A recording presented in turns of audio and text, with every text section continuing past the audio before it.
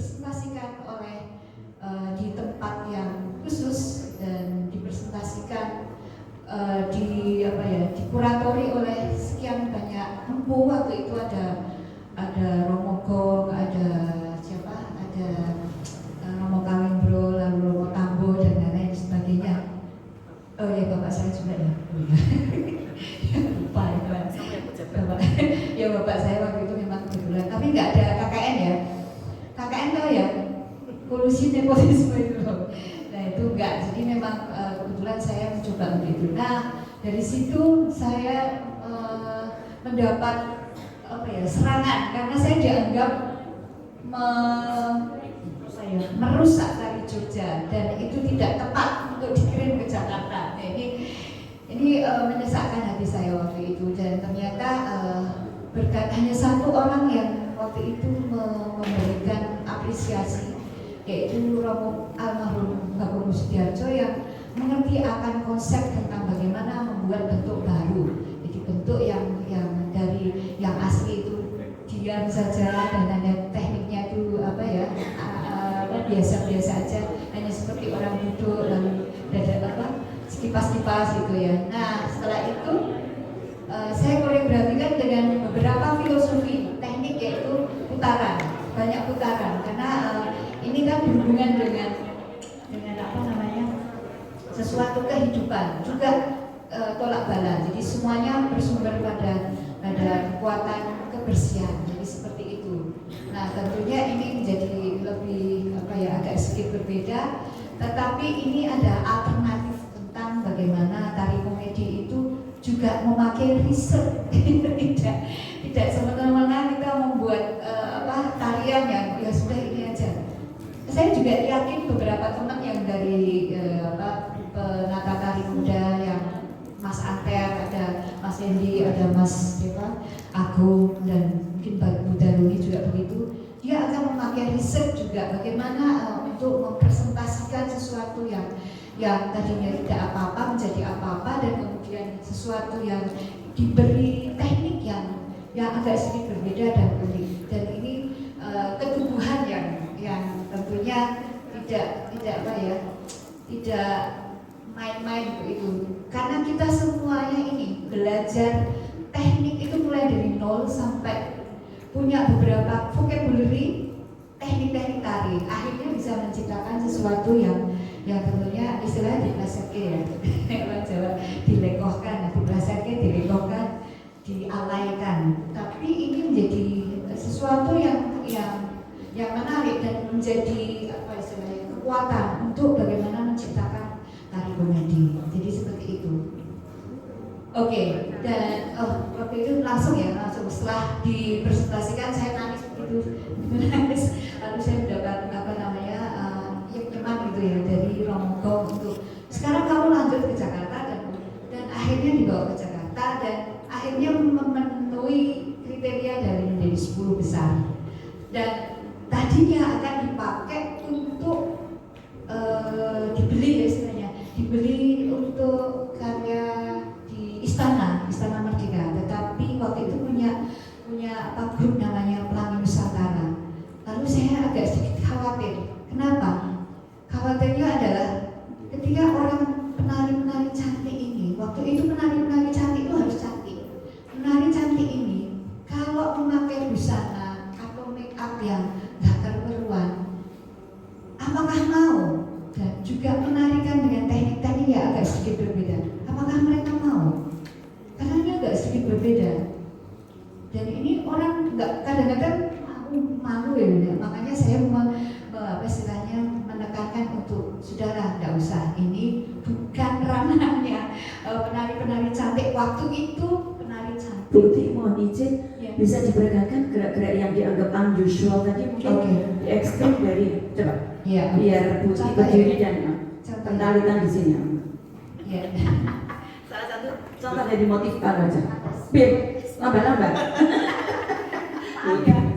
Coba misalnya salah satu mengapa menimbulkan pro kontra sampai para empu, mungkin tidak menyetujui. Ini contoh inspirasi dari mana? Dari gerak dan seperti apa, juga seperti apa, monggo. Saya memakai teknik dari tari Jogja. Ini kekuatan moderator ini apa? Iya, teknik pembatas.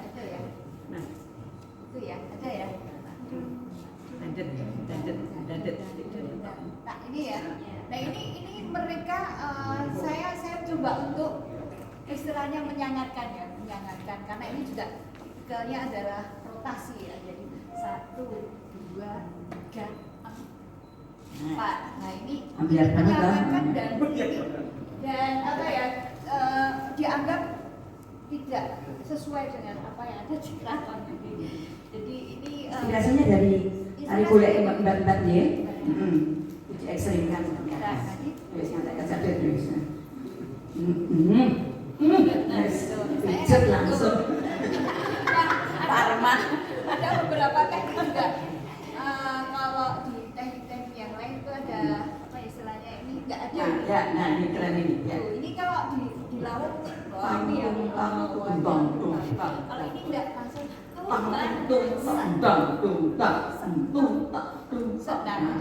apa ekspresi ya. Tepuk tangan musik. Apalagi Bu, mungkin terserah aneh atau gimana ekstremnya. Ya jadi hal-hal yang ini ya, lalu juga ini sebenarnya nggak saru, tapi orang mikirnya saru. Ya ada pemikirannya. Padahal ini saya membicarakan tentang bagaimana ketika menghalau sud gitu ya, ada menghalau. Jadi ini bentar Mbak Uni. Iya ya. Oh jadi anak apa itu? Jadi ini dorong ini disogok set. Jadi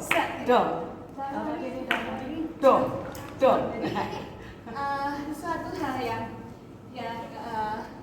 menarik tapi mengandung resiko ya, mengandung resiko. Lalu juga masalah ketika ending itu jelem. Nah ini lalu ini agak nggak pantas kalau di apa diekspresikan untuk perempuan ya.